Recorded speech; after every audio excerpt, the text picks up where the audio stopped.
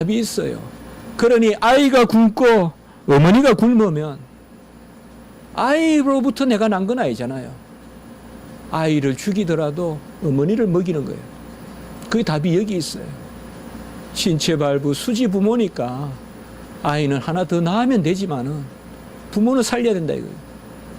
이게 유교의 모랄리티예요. 오늘날 어떤지 모르겠습니다만은 틀리지 않죠. 바로 그에게서 받았기 때문에 그에게서 돌아가는 것입니다. 우리 인생의 가치와 의미가 어디 있습니까?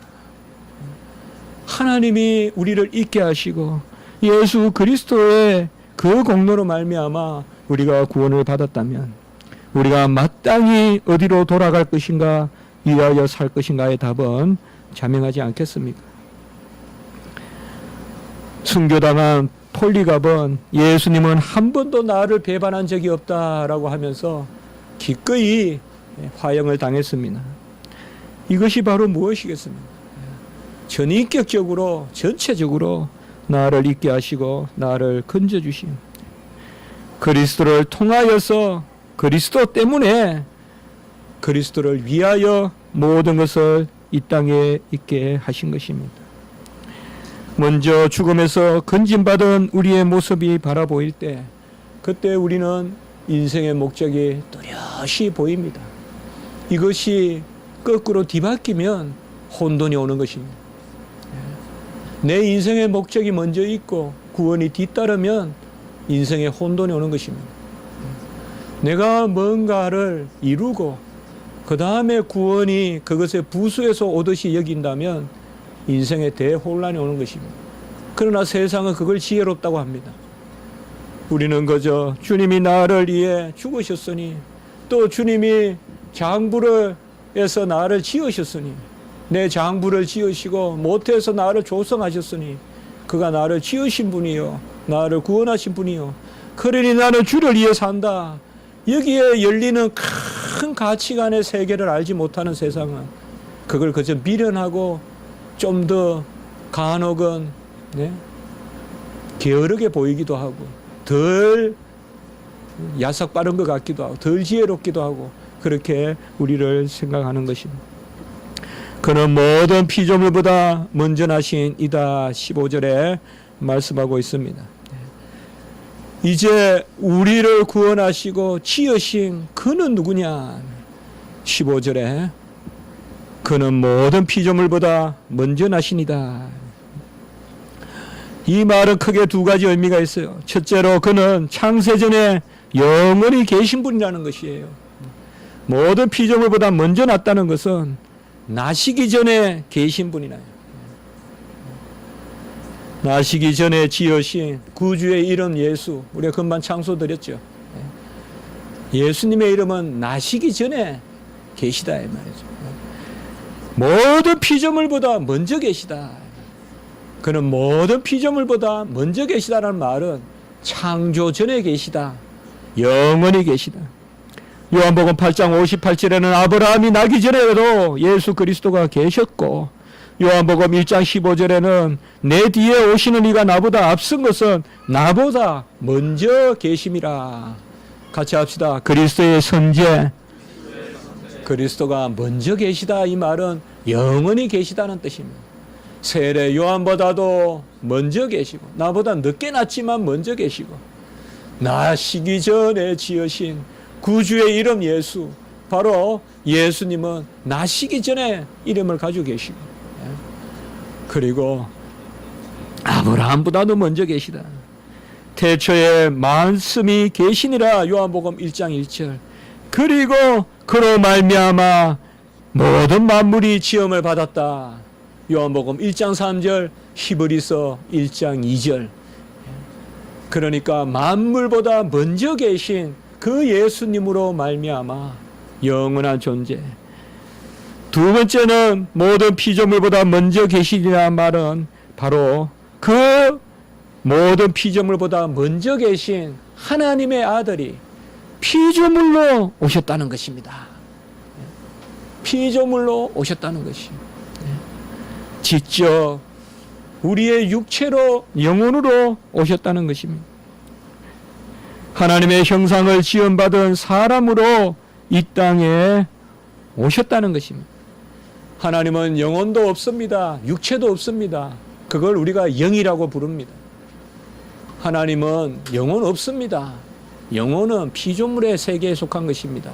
천사, 인간이 가진 게 영혼이지 하나님은 영혼 없습니다. 육체도 없고요. 자꾸 하나님을 영혼과 동등시하는 것이 이방 철학이고 이교입니다. 하나님은 유형적이고 갇히지 않습니다. 영혼은 갇힙니다. 영혼은 안 보이지만은 어느 곳에 있습니다. 그러니 옮겨 다닙니다. 영혼은 천사도 옮겨 다니고. 그러나 하나님은 모든 곳에 계십니다. 그 영이신 하나님, 제가 영이라는 말을 항상 그렇게 말씀드리죠. 스스로 계시다. 해보세요. 하나님은 영이시다. 하나님은 스스로 계시다. 자존하신다. 이게 동의어예요. 같은 말이에요. 하나님은 영이시니 자꾸 이것을 하나님은 영혼이시니 이렇게 읽으면 안 돼요. 영혼과 육체는 다 자존하는 게 아니라 피조물이에요. 커티시스예요. 피조물이에요. 바로 하나님이 피조물로 오셨다는 것이에요. 모든 피조물보다 먼저 나셨다는 말은 피조물과 왜 비교를 하십니까? 피조물로 오셨기 때문에 피조물과 비교하시는데 피조물로 오셨지만은 그는 영원히 계신 하나님의 아들이시라는 것입니다. 그는 우리와 같은 혈과 육을 지니셨다고 히브리서 2장 14절에 말씀하고 있습니다. 보이지 아니하시는 하나님의 형상이 15절 앞부분에 보이지 아니하시는 하나님의 형상이 이제 보이는 사람으로 오신 것입니다. 그래서 아버지의 영광을 드러내시고 아버지의 형상을 드러내시는 것입니다. 그게 오늘 15절의 말씀입니다. 보이지 아니하시는 하나님의 형상은 영원하신 하나님의 아들을 뜻합니다. 그 하나님의 아들이 15절 후반부에 모든 피조물보다 먼저 나신 이시니 이것도 영원하신 하나님의 아들인데 피조물이라는 말을 대꾸적으로 쓴 것은 그가 피조물로 이 땅에 오셨다는 것입니다. 그는 우리의 형상으로 오셔서 진정한 하나님의 형상이 뭔지를 드러내신 것입니다. 같이 한번 해보겠습니다. 우리의 형상으로 오셔서 진정한 하나님의 형상을 계시하신다. 우리가 하나님의 형상이잖아요. 인간은 무엇인가? 인류학, 인간학 끊임없이 질문을 던지잖아요. 나는 누군가? 인간은 무언가? 그 모든 질문은 바로 인간은 하나님의 형상인데 이 하나님의 형상을 뚜렷이 보여주시려고 예수 그리스도께서 이 땅에 오신 것입니다. 우리는 구속주 예수를 만나야 나의 태생을 압니다. 내가 어디서 났는지 알지 못하는 사람이 어디 있겠습니까마는 그저 육체적 남을 이야기하는 것이 아닌 것입니다. 진정 우리가 어디서 났는가? 아버지에게서 났다면 우리 부모님은 또 어디서 났는가? 할아버지에게서 났다면 또 우리 할아버지는 어디에서 났는가? 끊임없이 우리는 우리의 존재의 기원에 대한 질문을 던져야 되는데 이러한 질문을 관념적으로만 던지지 말고 예수님은 나의 구원자가 되신다라는 질문 가운데 내가 누군가의 질문이 사실상 들어있는 것입니다. 먼저 구원의 하나님을 노래하시면 창조의 창이 환히 열립니다. 산이 보입니다. 바다가 이해가 됩니다. 모든 식물이 자라는 것이 정겹게 다가옵니다. 먼저 구원주 하나님을 만나야 내가 무엇을 위하여 살 것인가가 알려지는 것입니다. 그의 속량 곧 제사함으로 그의 속량 제사함으로 14절에 먼저 그가 값을 치르고 죄를 사해 줬다는 것을 알 때 오늘 16절에 우리는 그에게서 나고 그로 말미암고 내 태생을 알아요. 그리고 그로 위하여 내 목적을 알아요. 내 끝을 알아요. 그래서 오늘 17절에 그는 만물보다 먼저 계시고 만물이 그 안에 함께 섰느니라. 우리도 그와 함께 서는 것입니다.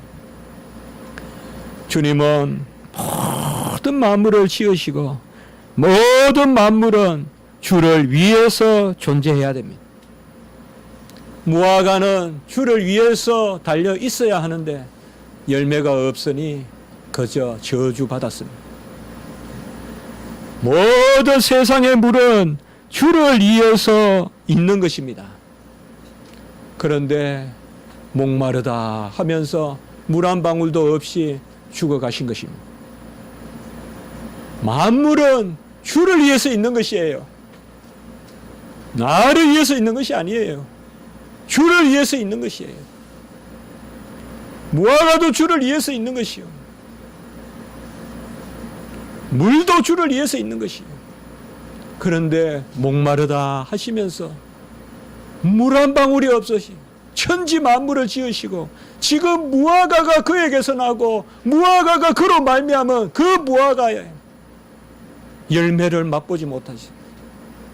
세상 모든 물이 그에게서 나고 세상 모든 물이 그로 말미암은데 주님은 그 물을 그를 위한 것으로 여기지 아니하시고 우리를 위한 것으로 돌려주시기 위하여 십자가에 달려 돌아가셨어요. 만인이 다 주를 위하여 있는 것이에요. 지금 교회 밖의 사람도 주를 위하여 있어야 돼요. 그 답이 모르는 거예요. 답을 모르는 거예요. 모든 사람이 주를 위하여 있어야 하는데 만인이 서기관과 바리새인과 로마 병정과 이스라엘 사람들이 다 협잡해서 주를 위해서 있는 것은커녕 주를 십자가에 못 박았어요. 여러분, 우리가 두렵고 떨림으로 무슨 큰 일을 하겠습니까? 무슨 대단한 일을 하겠습니까? 간혹은 크게 하려 하지 않더라도 오손도손 모여서 명절이나 이럴 때 내가 어디서 났다 하고 부모를 인정하고 또 부모는 자식을 정겨워하고 이런 게 어떻게 보면 참 아름다운 것이에요. 내가 자랐던 주변의 환경에 수목도 생각해보고 그런 게 아름다운 것이에요. 뭐 크게 무슨 기계적인 그러한 업적을 이룬다고 큰 힘을 내는 거 아니에요. 평범해도 비범해지는 거예요. 우리가 어디에서 났는가? 가까이는 부모도 생각해보고 부모를 사랑하지 않는 자가 어찌 하나님을 사랑하냐라고 하잖아요. 성경에서도. 다 말씀은 말씀대로 교훈이 통하거든요. 저는 목회자로서 그렇게 말할 수밖에 없어요. 복을 받으려거든 부모에게 잘하세요. 꼭 명심하세요. 부모에게 투자하세요. 복을 받으려거든 부모에게 투자하세요. 약속 있는 첫째 계명이라 그랬어요. 그거 못하는 사람 다 어리석은 사람들. 약속 있는 첫째 계명이라 그랬어요. 고로반하면서 교회 다닌네 하면서 부모한테 전화도 안 하고 그렇게 하지 마세요. 주님의 이름으로 교회 안 다니는 부모가 더 귀할 수도 있어요. 5계명의 부모를 공경하라는 것은 부모를 공경하라는 거지 성도로서 부모를 공경하라는 거 아니에요. 안 믿는 부모도 부모예요. 전화하고 찾아가고 선물 보내고 하세요. 그거 못하면 다 바보예요. 다른 거 가지고 자꾸 뭐 잘 믿느니 해도 약속 있는 첫째는 큰 것을 버리고 채를 쳐놓고는 하루 살리는 다 걸러내면서 약대는 정작 걸러내지 않는 하루 살리는 있으나 마나 뭐 어때요? 큰 약대는 그냥 지나가고 큰 건 안 지키면서 작은 거는 이것저것 아니다. 오늘 우리가 말씀에 생각했을 때 정말 그러한 우리가 하나님이 나를 구원했다는 예수님이 나를 구원했다는 그것을 알면 모든 내가 어디서 왔고 철학적 질문 풀려요. 철학은 두 가지 질문이에요. 기원과 목적. 기원을 존재론이라 하고 목적을 행복론이라고도 해요. 행복론이 곧 목적이에요. 가치, 윤리 다 그 같은 말이거든요. 철학이 두 가지 그거잖아요. 그게 오늘 다 답이 여기 주어진 거예요. 우리에게. 어디로부터 왔다 존재, 무엇을 위하여 살아야 되느냐. 그것이 바로 구원주 예수 그리스도. 주님이 나를 건지신 거 생각하면 다 답이 있습니다. 그런 은혜가 여러분들에게 충만하시길 바랍니다. 우리가 고린도전서 8장 6절을 한번 펼쳐서 읽어볼까요? 여기 보면 삼위일체 하나님의 고린도전서 8장 6절, 이제 오늘 말씀을 우리가 비추어서 이런 말씀이 이 안에서 에게서 위하여, 이 말씀이 상당히 부담스럽거든요. 간혹은. 그러나 이건 우리가 상당히 즐겁게 읽어야 될 말씀 아니겠어요? 고린도전서 8장 6절 같이 한번 읽어봅니다. 여기는 하나님, 삼위일체 하나님과 예수 그리스도를 같이 다루고 있어요. 우리가 특별히 에게서 생각해보고 위하여 생각해보고 안에라는 단어 생각해보고, 아까 나왔던 말씀 한번 읽어봅시다. 8장 6절 시작. 그러나 우리에게는 한 하나님 곧 아버지가 계시니 만물이 그에게서 났고 우리도 그를 위하여 있고 또한 한 주 예수 그리스도께서 계시니 만물이 그로 말미암고 우리도 그로 말미암아 있느니라. 막 여기저기 막 쓰여지만은 삼위일체 하나님, 예수님, 그로 말미암고 그에게서 그로 말미암고 그를 위하여. 여기도 세 단어가 그렇게 나와 있습니다.